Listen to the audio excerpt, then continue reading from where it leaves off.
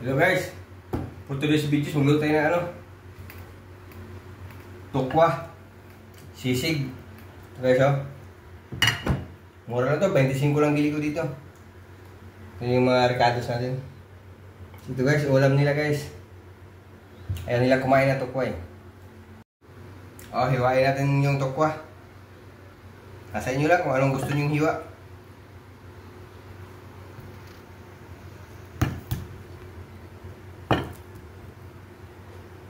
Akin, maninipis lang.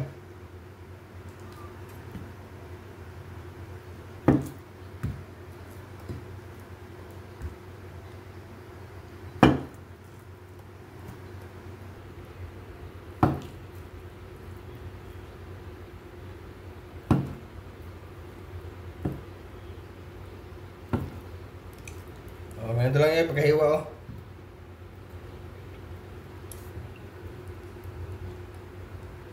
Lagay tayong rice flour.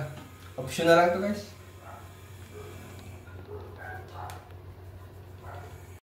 Oh, babad natin para malagyan ng rice flour.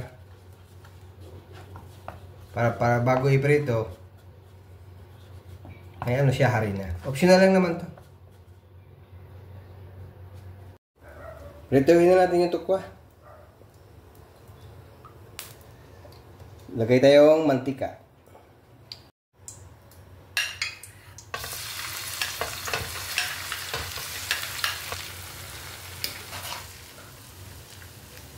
Ito, guys, oh. Maganda pagka-prito, hindi siya nadudurog. Halo-haloin lang natin, guys, para pantay yung luto. Okay na to. Medyo malutong-lutong na siya, oh. O, alisin na natin.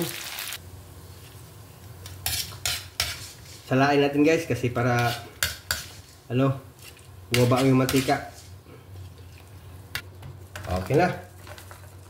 Timplahan na natin. Lagay tayong paminta.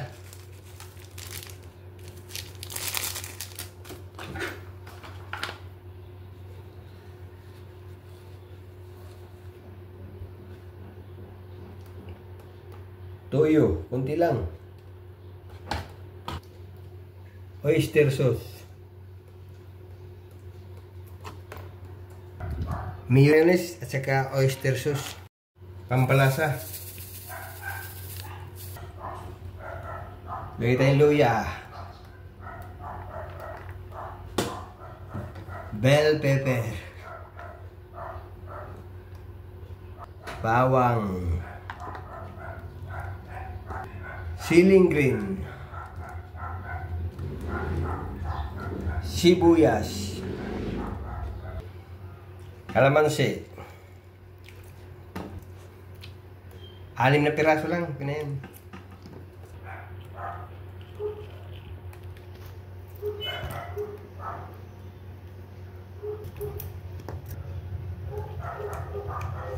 Okay. Halo. Ayos. Sarap nito, idol. Ito, iluto ko muna. Kahit ilang segundo lang. Optional lang to guys. Pwede rin hindi, pero ako sa akin, niluluto ko muna para magiging toasted siya, maluto yung mayonnaise konti. Luya. Sama-sama nila, bell pepper. Siling na buyo, bawang, sibuyas,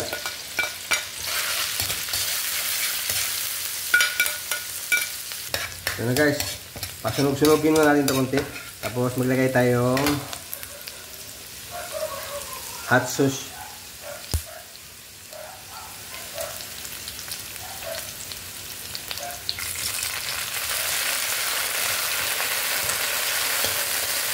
Okay, lagyan natin yung natimplahan natin sisig.